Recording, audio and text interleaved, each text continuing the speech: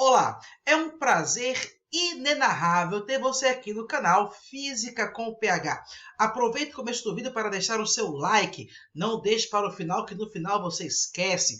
Se inscreve no canal para ficar por dentro das novidades e compartilhe esse vídeo no grupo de WhatsApp da família, no grupo de WhatsApp da escola, para aquele seu primo que vai fazer vestibular, para aquela sua irmã que precisa de uma aula de física. Dá uma força! Hoje vamos falar sobre as lentes esféricas. Lentes são extremamente comuns no dia a dia. As pessoas usam óculos, usam lentes de contato. Além disso, nós utilizamos lupas, microscópios, lunetas, telescópios, né? Claro, nos observatórios astronômicos. Então, as lentes são comuns no dia a dia e é sobre isso que falaremos no dia de hoje, na aula de hoje. Quer saber mais sobre isso? Vem comigo!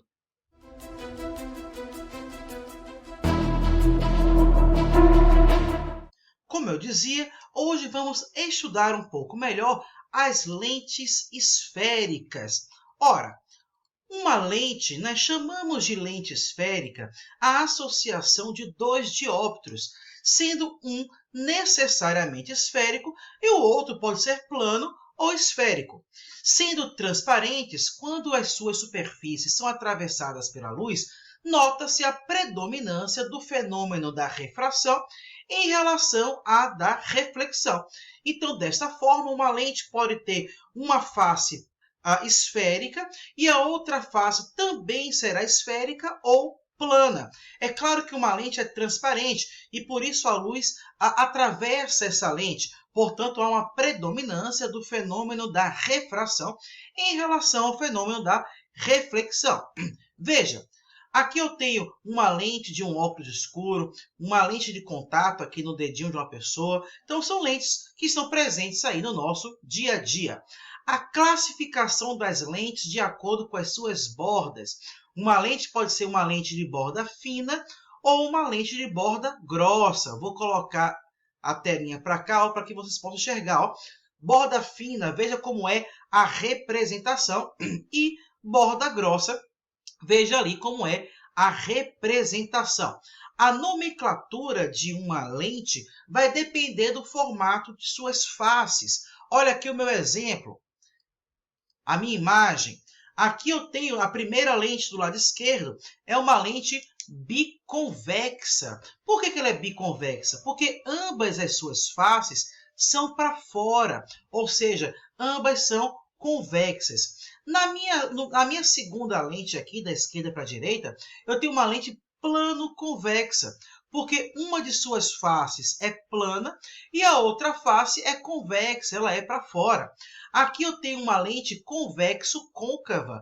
Uma de suas faces é convexa, é para fora, e a outra face é côncava, ela é para dentro. Aqui eu tenho o que nós chamamos de menisco. O menisco é um tipo de lente convexo-côncava, mas ambas as faces possuem o mesmo raio de curvatura. Elas parecem ser paralelas. Aqui eu tenho uma lente plano-côncava, porque uma de suas faces é plana e a outra face é para dentro, ou seja, é côncava. E aqui eu tenho uma lente bicôncava. As suas duas faces são côncavas, são para dentro.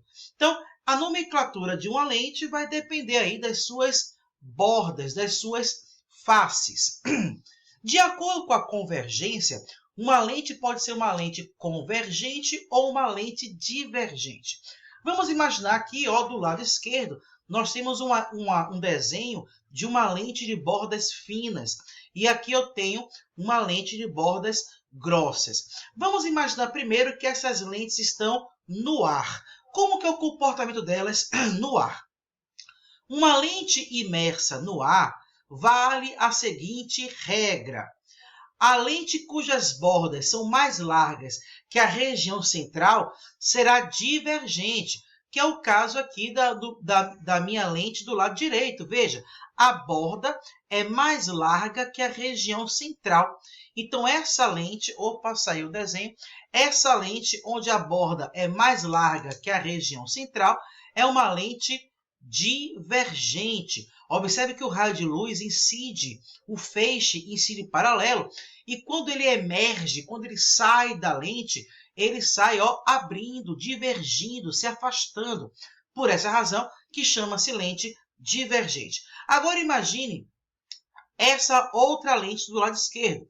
A lente cujo centro for mais largo que as bordas será convergente, ou seja, o centro aqui é mais largo do que as bordas. Portanto, essa lente é convergente, ou seja, se vier um feixe de luz de raios paralelos, esses raios eles vão ser concentrados em um certo ponto, esses raios vão se aproximar. Portanto, se quando um feixe de luz, os raios emergentes, ou seja, que saem da lente, se aproximarem, essa lente é convergente. Se esse feixe, os raios dele se afastarem, então essa lente é uma lente divergente. Aqui no meu exemplo, as duas lentes que estão representadas, elas estão imersas no ar. É claro que o índice de refração dela é maior que o índice do ar. O índice do ar é aproximadamente igual a 1, e essa lente, se eu imaginar que ela é de vidro, terá um índice de refração maior do que 1. É claro que isso pode ser ter um comportamento inverso, caso eu imagine que a lente está imersa em um meio mais refringente, ou seja, agora eu não vou mais imaginar que a lente está no ar, ela está mergulhada em um meio que é mais refringente do que a própria lente. Então inverte, a lente de bordas grossas passa a ser convergente e a lente de bordas finas passa a ser divergente. É claro que na hora do vestibular, na hora do Enem, é mais comum que a lente esférica esteja imersa no ar. Mas, como tudo pode acontecer nos exames, também nós podemos considerar as lentes imersas em um meio que é mais refringente do que a própria lente. Portanto, lembre-se sempre, bordas finas no ar torna-se lente convergente. Bordas grossas no ar torna-se uma lente divergente. É claro que quando nós mudamos o meio para um meio mais refringente, esses comportamentos eles trocam de papel. O que era convergente vira divergente e o que era divergente vira convergente. Vamos lá, vamos continuar aqui a nossa análise das lentes. Elementos de uma lente. Aqui eu tenho uma lente. No lado direito, no lado esquerdo, desculpe, eu tenho uma lente convergente, eu estou imaginando que ela está no ar, ou ela tem bordas finas, está vendo aqui a representação, e aqui eu tenho uma lente divergente, com bordas grossas, veja aqui a representação. Ora, podemos destacar o ponto A, F, F' e A', tanto na lente da esquerda quanto na lente da direita. Onde aparece o ponto O, aqui no meinho da lente, observe, nós temos o centro óptico da lente. F é o foco principal objeto, A é o ponto antiprincipal objeto, F' é o foco principal imagem e a linha é o ponto antiprincipal imagem. Observe que a distância de A até F é igual a de F até O, que também é de O até F', F' até A'. E essa distância é aquilo que nós chamamos de F minúsculo, que é a distância focal da lente. Esse eixo que passa pelo centro óptico da lente, o eixo A', é o que nós chamamos de eixo principal. O porquê que o F é o foco objeto, o porquê que o F' é o foco imagem, vocês terão essa ideia mais clara nos próximos momentos da aula, quando nós observarmos o comportamento dos raios notáveis ao atravessarem uma lente.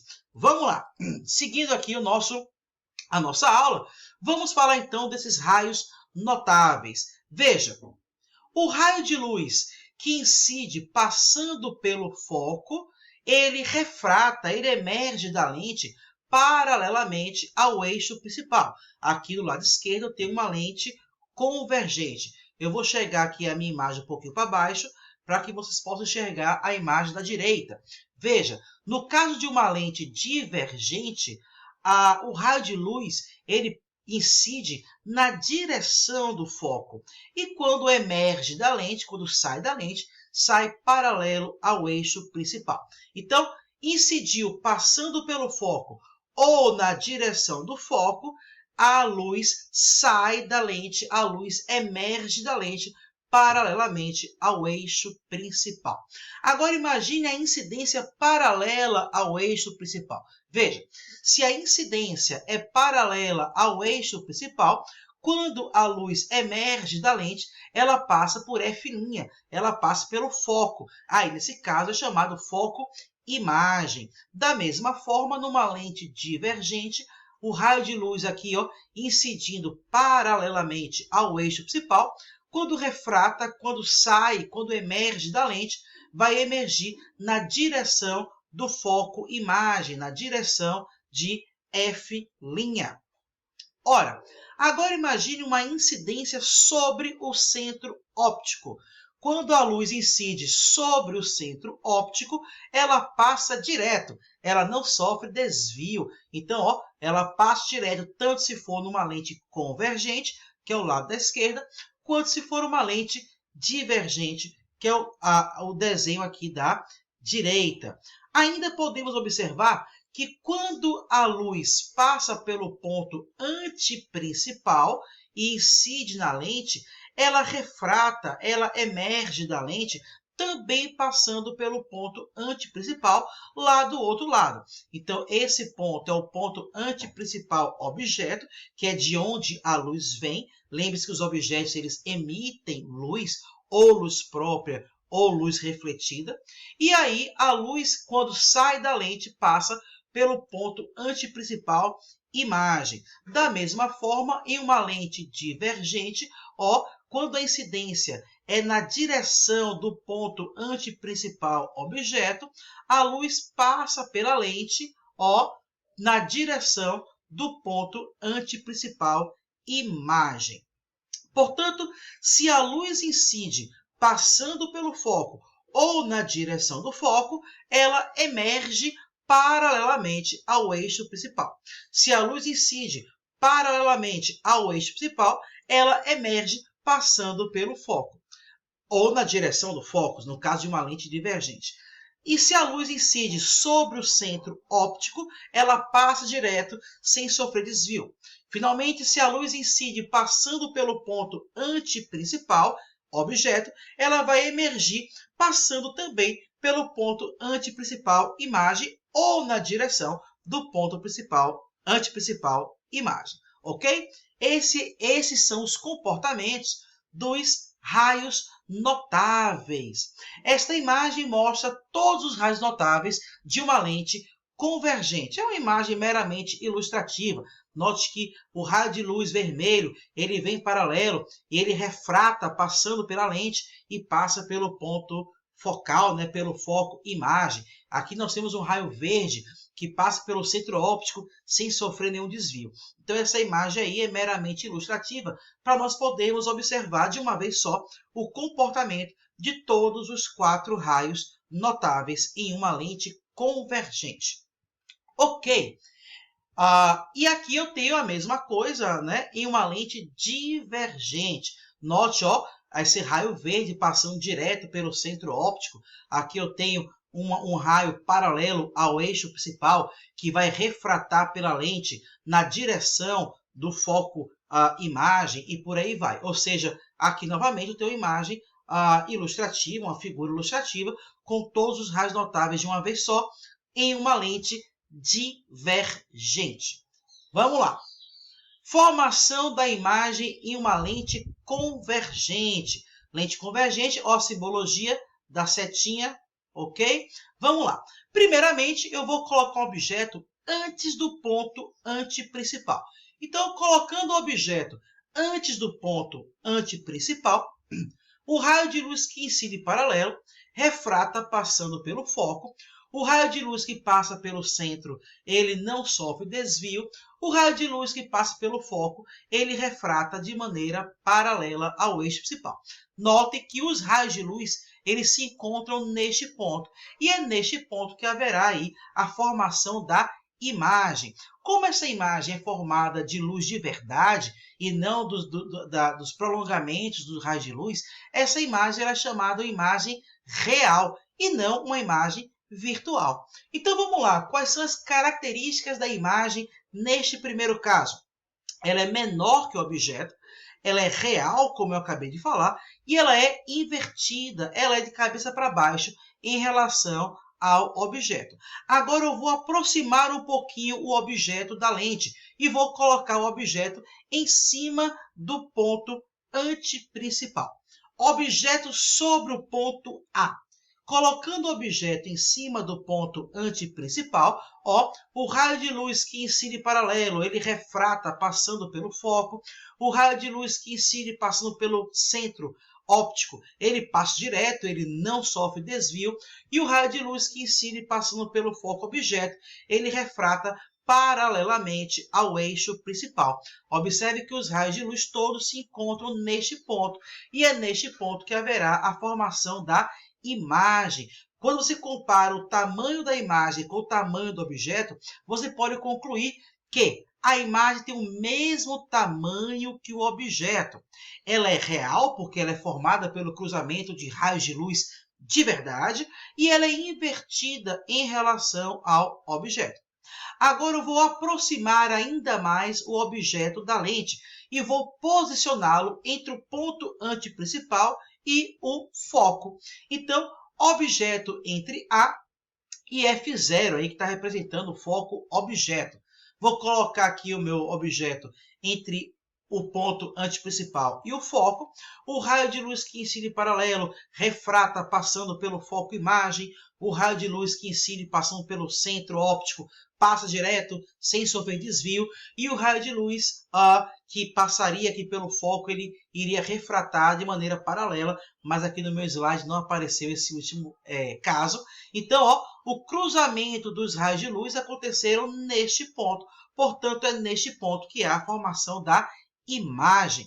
Então, essa imagem ela é maior que o objeto, ela é real porque é formada com cruzamento de luz de verdade e não com os prolongamentos dos raios de luz, e ela é invertida em relação ao objeto. Vamos aqui fazer uma síntese do que falamos até agora em relação à determinação geométrica da imagem. Quando eu coloquei o objeto bem afastado, antes do ponto antiprincipal, a imagem foi menor, invertida e real. Aproximei o objeto da lente, colocando em cima do ponto antiprincipal, e a imagem acabou aumentando. Ela era menor, acabou ficando com o mesmo tamanho que o objeto, e claro, real e invertida. Aproximei mais ainda o objeto da lente, colocando o objeto entre o ponto antiprincipal e o ponto focal, e o foco, e a imagem aumentou, ficando maior que o objeto. Ou seja, à medida que eu aproximo o objeto de uma lente convergente, a sua imagem vai aumentando. E agora, o que acontecerá com a imagem quando eu colocar o objeto em cima do foco objeto? Vamos lá? Então, próxima análise, vamos ver aqui um objeto sobre FO, sobre o foco objeto. Ora, o raio de luz que incide paralelo refrata passando pelo foco imagem. O raio de luz que incide passando pelo centro óptico não sofre desvio e passa direto. O que nós observamos? Esses dois raios de luz, eles são raios paralelos. Eles não vão se encontrar aqui, de acordo com as leis da geometria, não vão se encontrar neste plano. Os físicos gostam de dizer, gostam de pensar, e é verdade, que duas paralelas se encontram no infinito. Isso é devido ao fato que todo espaço é curvo. Então, neste caso, nós dizemos que essa imagem se forma lá no infinito, e a nomenclatura que damos para isso é de uma imagem imprópria. Uma imagem imprópria é aquela imagem quando colocamos o objeto sobre o foco de uma lente convergente. Agora, vamos colocar o objeto entre o foco e o centro óptico, ou seja, eu vou aproximar mais ainda o objeto da lente. A imagem começou pequenininha, ficou do mesmo tamanho que o objeto quando eu aproximei ele da lente, depois a imagem ficou maior que o objeto, depois a imagem sumiu. E agora, o que acontecerá com a imagem quando eu colocar o objeto mais próximo ainda da lente? Vamos entender aqui o que acontece com a imagem. Vou colocar o objeto aqui entre o foco objeto e o centro óptico. O raio de luz que incide paralelo refrata passando pelo foco imagem, e o raio de luz que incide passando pelo centro, ele passa direto, não sofrendo desvio. Observe que esses dois raios de luz, eles são raios divergentes, ou seja, eles se afastam. Portanto, do lado direito aqui da nossa lente, esses dois raios de luz que emergem da lente, eles não vão se encontrar, porque eles estão divergindo. Ora, mas os seus prolongamentos lá atrás da lente, ó, apesar que os raios de luz não convergem, não se encontram, os seus prolongamentos, sim, eles se encontram, formando uma imagem virtual, porque não é formada com raios de luz de verdade, e sim com seus prolongamentos. Ela é virtual, ela é maior que o objeto, e ela é direita, ela é de cabeça para cima. Portanto, as características dessa imagem é maior, virtual e direita. Ora, vamos agora falar sobre a imagem de uma lente divergente. Note que eu mudei a simbologia, ó. Agora é uma lente divergente. Ao invés de concentrar os raios de luz, ela vai afastar, ela vai espalhar os raios de luz que saem dela. Vamos lá. Em todos os casos, eu posso colocar o objeto antes do anteprincipal, em cima do anteprincipal, entre o anteprincipal e o foco, em qualquer lugar que eu colocar o objeto, as características da imagem serão as mesmas. Veja, o raio de luz que incide paralelo, ele refrata na direção do foco. E o raio... Está faltando no meu desenho aqui, ó. O raio de luz passando para o outro lado, né? Ele vem aqui da esquerda e passa para a direita, na direção do foco imagem. E o raio de luz que incide paralelo não, no centro óptico da lente, passa direto, sem sofrer nenhum desvio. Então, observe que neste ponto há o cruzamento de um raio de luz com o prolongamento de outro raio de luz. É neste ponto que acontece a formação da imagem. E como a imagem ela é formada por um raio de luz e por um prolongamento, então ela é uma imagem virtual. Observe que ela é de cabeça para cima, portanto ela é direita, e ela é menor que o objeto. Então as características de uma imagem fornecida por uma lente divergente, independente de onde eu coloco o objeto, é sempre menor, virtual e direita. Muito bom! Então, ó, esse objeto ele pode estar em qualquer ponto diante da nossa lente divergente. Então, vamos lá.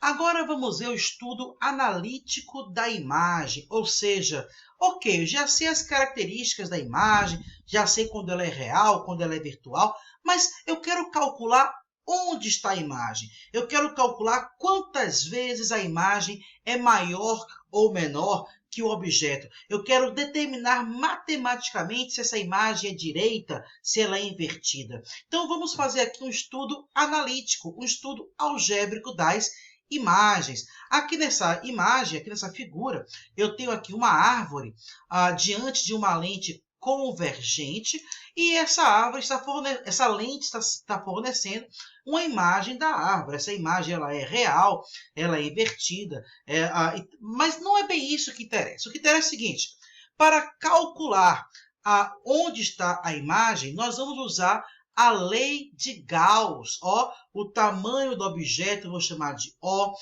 a distância do objeto até a lente eu vou chamar de P, o tamanho da imagem eu vou chamar de I, a distância da imagem até a lente eu vou chamar de P'. E aí a equação de Gauss vai dizer o quê? Que 1 sobre F é igual a 1 sobre P mais 1 sobre P'. Note que P é a mesma coisa que DO. Em alguns livros você vai encontrar com DO, que é a distância do objeto até a lente.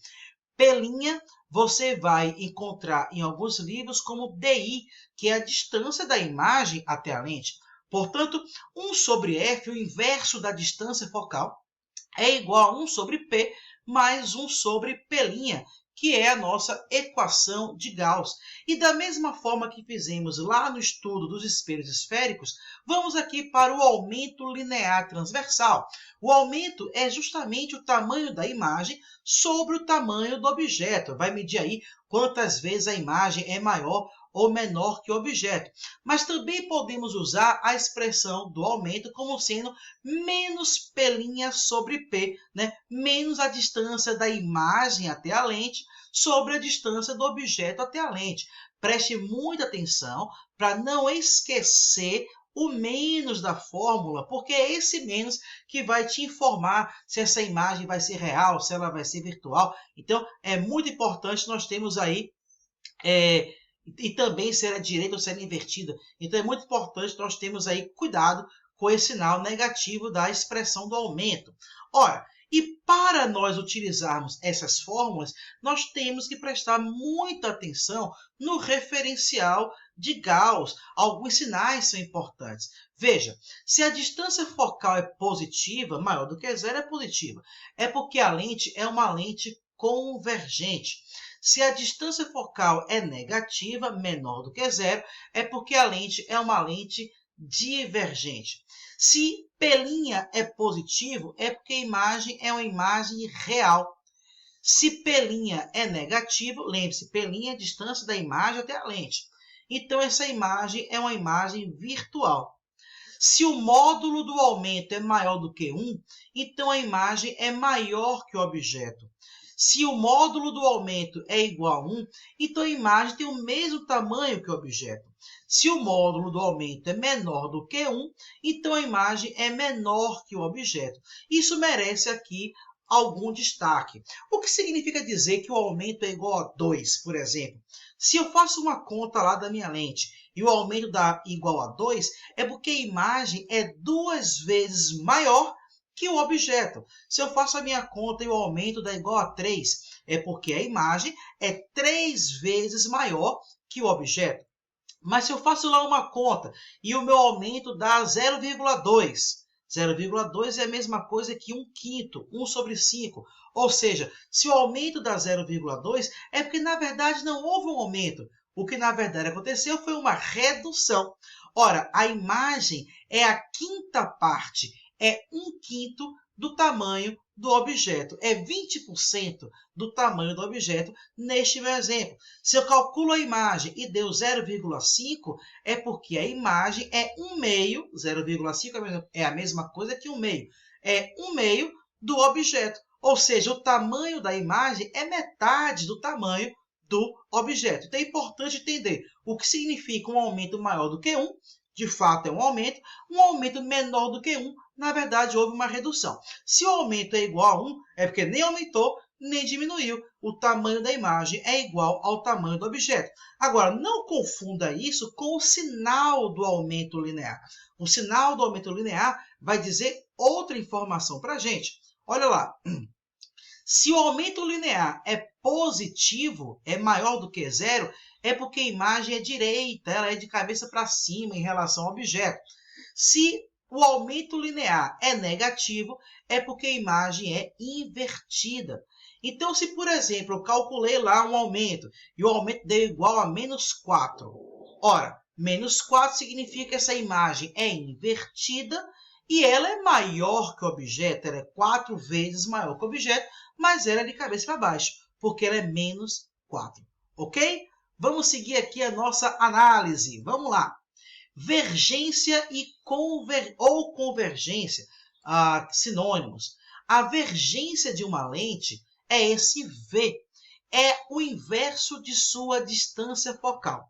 Então, como a distância focal no sistema internacional é medido em metros, então a vergência será o inverso do metro, ou seja, metro elevado a -1. Metro elevado a -1 receberá o simpático nome dioptria e o símbolo é DI. Então, no sistema internacional, a unidade de vergência é dioptria, que é metro elevado a -1. Vergência é uma característica da lente que é calculado como sendo o inverso de sua distância focal, ok? Vamos lá. Continuando aqui, vamos falar da equação de Rayleigh, que é também conhecida como equação dos fabricantes das lentes. Essa equação ela vai dizer o quê? Que a vergência de uma lente, ela é, olha aqui a expressão matemática, n da lente sobre o n do meio em que a lente está, menos 1, vezes 1 sobre R1 mais 1 sobre R2. Mas quem são R1 e R2? Vamos para o meu desenho aqui da esquerda. Veja, a lente é essa região pintadinha aqui do meio, e se você observar, cada face da lente ela é pertencente a uma certa circunferência. Então, esta face aqui esquerda, ela é pertencente a esta circunferência, cujo raio é R2. A face da direita, ela é pertencente a essa outra circunferência, cujo raio é R1. Portanto, R1 e R2 são os raios de curvatura das faces 1 e da face 2 da nossa lente. Então, ó, a equação do fabricante das lentes vai mostrar isso, que a vergência de uma lente é n da lente, o índice de refração da lente, sobre o n do meio, menos 1, vezes 1 sobre R1 mais 1 sobre R2. Se o raio é positivo, é porque trata-se de uma face convexa, e quando for uma face côncava, eu devo utilizar o raio de curvatura, um número negativo, lá na fórmula, na equação de Rayleigh. Que maravilha! Além disso, quando a vergência for positiva, é porque a lente é uma lente convergente. Quando a vergência for negativa, é porque a lente é uma lente divergente. Isso já era esperado. A distância focal, o f, é positivo para uma lente convergente, então a vergência, que é o inverso da distância focal, também será positiva. Já no caso de uma lente divergente, a distância focal é negativa e, portanto, a vergência, que é o seu inverso, também será negativa, ok? Vamos lá, continuando. Ora, podemos associar lentes de maneira justaposta ou separadamente. Se eu colocar duas lentes ajustadas, associadas de maneira justaposta, ou seja, uma coladinha na outra, a vergência equivalente da associação é simplesmente a soma das vergências. Então, aqui eu tenho a lente 1, a lente 2, que estão coladinhas uma na outra. Esse conjunto vai funcionar como se fosse uma única lente, e a vergência equivalente desta associação simplesmente é V1 mais V2. É a vergência da lente 1 mais a vergência da lente 2. Mas se as lentes estiverem separadas por uma certa distância, aí tem um outro teorema, ó, que é a vergência equivalente é igual a V1 mais V2 menos V1 vezes V2 vezes D. D é a distância entre as lentes, V1 é a vergência da lente 1, V2 é a vergência da lente 2. Então, notem que são situações diferentes. Se elas estiverem justapostas, a associação funciona como uma única lente e a vergência equivalente é a soma das duas vergências. Não há dificuldade. Agora, se elas estiverem separadas por uma certa distância, como é o caso de vários instrumentos ópticos que veremos daqui a pouco, então a vergência equivalente, ó lá, ó, é a soma das vergências V1 mais V2 menos o produto das vergências vezes também a distância que separa essas duas lentes. E essa associação de lentes nos lembra que existem instrumentos ópticos que utilizam as lentes. Vamos começar pela lupa. Aqui na imagem A eu tenho uma lupa e na imagem B, na figura B, eu tenho como seria a imagem fornecida por uma lupa. A lupa é uma lente convergente quando ela está no ar. Ó, eu coloquei aqui um objeto entre o foco e o centro, porque nós sempre aproximamos a lupa, né, da região que nós queremos focar, que nós queremos enxergar, que nós queremos utilizar. E a imagem, nós já sabemos lá de outro slide, da lente convergente, quando o objeto é colocado entre o foco e o centro óptico, é uma imagem virtual, direita e maior. Então, ó, as características da imagem em uma lupa, virtual, maior que o objeto, e direita, de cabeça para cima. Então, a lupa é ótima, por exemplo, para alguém que tem baixa visão, conseguir enxergar, ler, por exemplo, um livro, porque a imagem que vai chegar até os seus olhos é a imagem direita e é maior. Então, a lupa ela vai aumentar aquilo que eu estou querendo enxergar e vai manter de cabeça para cima. Então, para leitura, a lupa pode ser uma boa opção, né? Para quem tem baixa visão, dificuldade de ler. Vamos lá. Outro instrumento importante é o microscópio composto. O microscópio composto, ó, ele vai ter duas lentes. Uma lente no lugar onde eu coloco o olho e uma outra lente que vai focar ali em cima daquilo que eu quero observar. Pode ser uma lâmina com uma célula, com um tecido vegetal, com uma célula animal, enfim, não importa. Essa lente que eu coloco perto do olho, ela é chamada de ocular. Enquanto que a outra lente que vai objetivar em cima do objeto que eu quero enxergar é chamada de lente objetiva.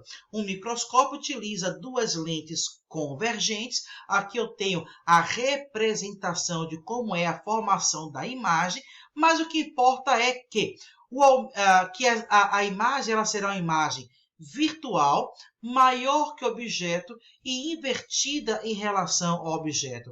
O aumento total do microscópio ele é dado pelo produto entre o aumento fornecido pela lente objetiva e o aumento fornecido pela lente ocular. Então, o aumento total de um microscópio composto é o aumento da objetiva vezes o aumento da ocular. Ora, outro instrumento que também associa lentes, da mesma forma que, aliás, de uma forma parecida com o microscópio, é a luneta astronômica, que da mesma forma que o microscópio, ela é formada aí com lentes convergentes. Aqui a lente onde eu coloco o olho é chamada de lente ocular, e a lente para onde eu aponto no espaço, focalizando ali a minha estrela, o meu planeta, o meu astro que eu quero observar, é o que nós chamamos de objetiva. As características da imagem formadas por uma luneta. Ela é uma imagem virtual, ela é maior que o objeto e ela é invertida.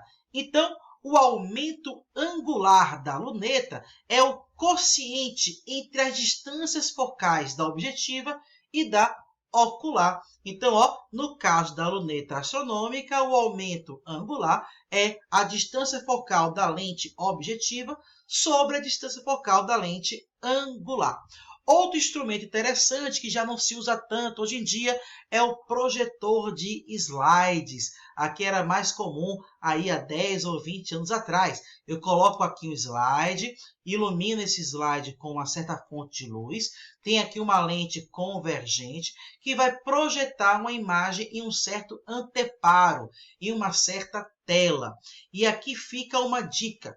Seja no capítulo de lentes, seja no capítulo de espelhos planos, seja no capítulo de espelhos esféricos, não importa.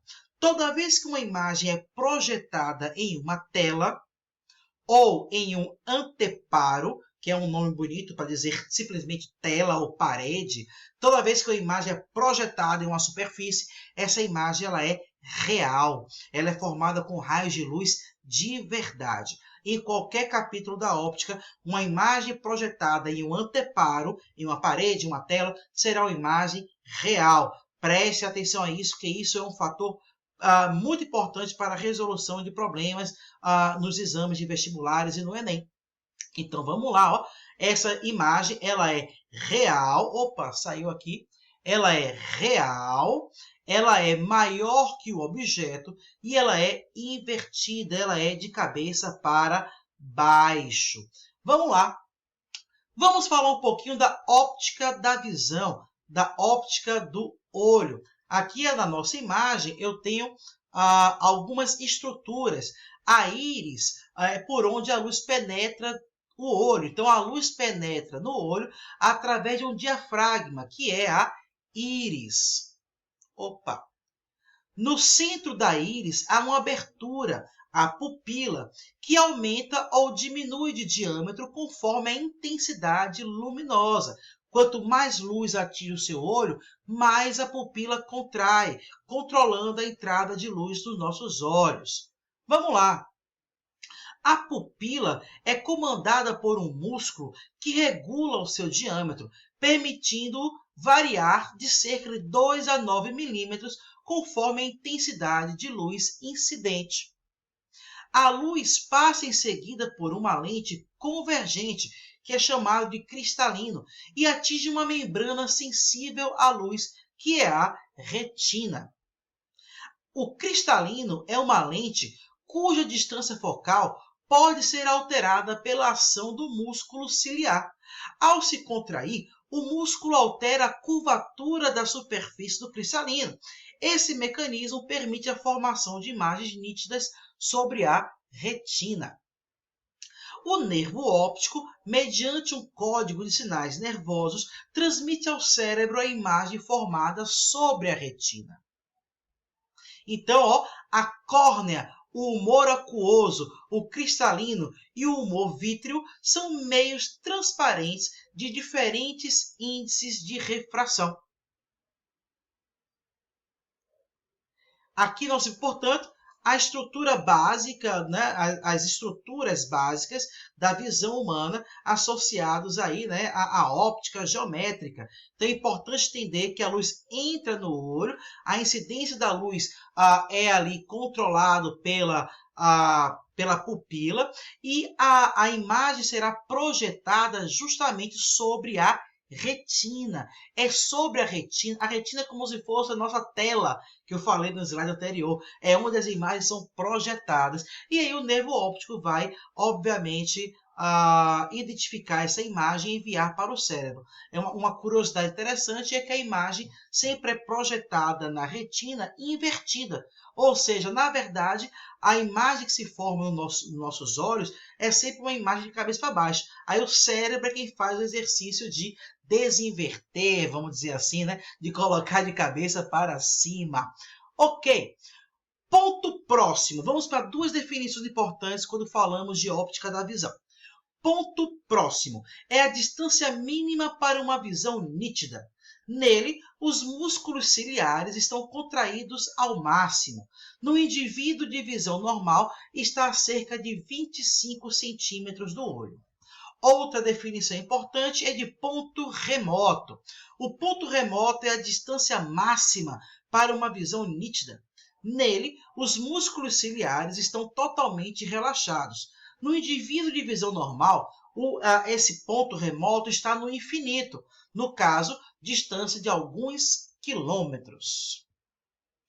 A miopia tem como características olho apertado, imagem forma-se antes da retina e um problema no ponto remoto. A pessoa não enxerga de longe. Então aqui eu tenho uma representação nesse desenho de um olho míope. Observe que a luz ela entra de paralelo, né, no olho, paralela, e vai convergir em um ponto. Mas esse ponto está na frente da retina. A retina está aqui atrás. Ou seja, a imagem ela se forma antes do lugar onde deveria se formar, antes da retina. Qual é a correção para um problema de miopia? Eu vou usar uma lente divergente. Por que divergente? Colocando aqui uma lente divergente, aqui eu tenho uma lente de bordas grossas, a luz vai se afastar um pouco, antes de entrar no olho. Opa, saiu. Vai se afastar um pouco antes de entrar no olho. E aí, quando refratar passando aqui por essa lente, vai acabar caindo certinho mais atrás sobre a retina. Então, a miopia ela é caracterizada pela imagem formada antes da retina. Uso uma lente divergente para jogar a imagem um pouco para trás e ela se formar no lugar certo, que é sobre a retina. Vamos falar agora sobre a hipermetropia.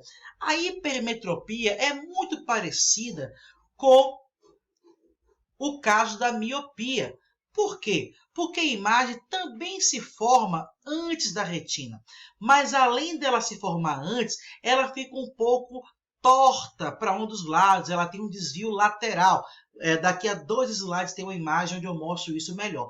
Então, a hipermetropia também será corrigida com uma lente divergente, mas não será uma lente toda simétricazinha, ela vai ter que divergir mais de um lado do que do outro, que é para corrigir essa imagem que ela é meio torta, ela é meio distorcida. Então é uma lente divergente, mas ela não é tão simétrica quanto no caso anterior, ok? Aqui eu tenho uma comparação de 3 casos: miopia, hipermetropia e astigmatismo. Então, ó, na miopia, a imagem se forma antes da retina. Eu vou usar uma lente divergente para jogar a imagem mais para longe, mais para a retina. A hipermetropia, da mesma forma, desculpa, eu vou passar para o astigmatismo. O astigmatismo, da mesma forma, também é corrigido com uma lente divergente, porque a imagem se forma antes da retina. Só que essa imagem, além de se formar antes da retina, ela é meio torta, ela é meio distorcida. Então observe que essa lente divergente, ela não é toda bonitinha, simétrica. Ela é mais larga em um lado, mais fina no outro, que é para corrigir aí essa distorção da imagem, lançando ela mais para o fundo do olho e fazendo com que ela se forme direitinho no lugar ali em cima da retina. Já o olho hipermétrope, ó, na hipermetropia, eu tenho a imagem sendo formada atrás da retina. Ou seja, ela não se forma também no lugar certo, que seria sobre a retina. Então, para trazer essa imagem mais para perto né, do olho, então eu uso uma lente convergente, trazendo a imagem para o lugar certo, que é sobre a retina. Aqui eu falo um pouquinho mais sobre o astigmatismo, que é um problema na superfície da córnea, e a correção é com lentes cilíndricas. A presbiopia é aquela chamada vista cansada, que é um problema, na verdade, nos músculos ciliares. E a correção é feita com lentes convergentes. Na aula de hoje, nós falamos sobre as lentes, os raios notáveis, os seus comportamentos ao atravessar uma lente convergente ou divergente. Vimos também a equação de Gauss e a equação do aumento linear, que é o estudo analítico das lentes, importante prestar atenção com os sinais. Vimos a formação geométrica da imagem e falamos um pouquinho sobre óptica da visão, alguns defeitos visuais e quais são as lentes que corrigem esses defeitos. Por favor, não vá embora antes de deixar o seu like, se inscrever no canal e compartilhar esse vídeo. Foi um prazer inenarrável te ver por aqui e até a próxima!